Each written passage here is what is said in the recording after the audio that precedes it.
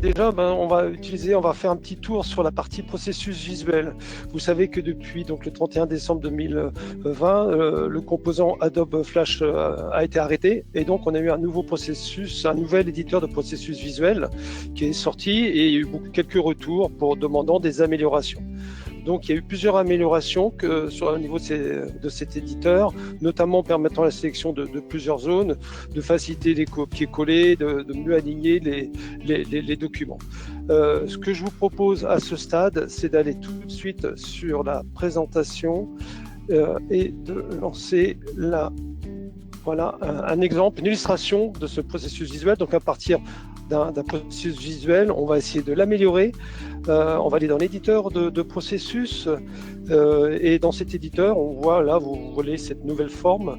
Il y a des nouvelles fonctions sur la partie gauche et on va intégrer une image tout simple pour un peu imager et illustrer ce processus visuel. Un petit logo de facture pour piloter sa facturation. Ça va de soi. Vous voyez les lignes horizontales, verticales qui s'illustrent, qui permettent et qui vous facilitent votre travail pour placer des objets de façon alignée. Ceci n'était pas présent avant et maintenant est disponible. De même, on peut regrouper différents objets. Il suffit de sélectionner avec la touche Shift, la souris, et vous groupez les objets. Ça facilite le déplacement. Vous pouvez les descendre ou les monter avec les touches de déplacement, voire le Shift pour aller plus vite. On va réinsérer notre image, voilà, pour illustrer, donc améliorer le processus et aborder la partie opportunité de vie en lien avec la facturation. Donc là, j'ai importé une nouvelle image, on la repositionne comme il faut, on la dimensionne et on va pouvoir donc apporter des modifications sur celle-ci. On va ajouter une action, par exemple. Donc il suffit de cliquer sur l'icône en haut, de copier une forme sur l'image, de la rendre translucide pour qu'elle ne pénalise pas le fond, et on va pouvoir lui associer donc un lien vers une fonction de l'ERP.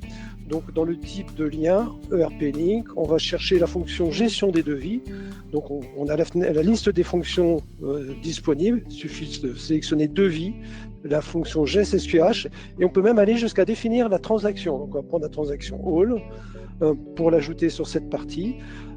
Et on a ainsi donc un lien qui sera exploitable après coup. Une amélioration aussi à ce niveau, c'est que la touche, le pavé de commande des actions était avant non mobile, donc maintenant on peut le déplacer, ce qui vous permet de voir les numéros, vous voyez derrière, pour justement apporter des actions sur chacun des objets. On va enregistrer donc la modification de ce VP, et voilà, on le retrouve maintenant donc sur la page d'accueil.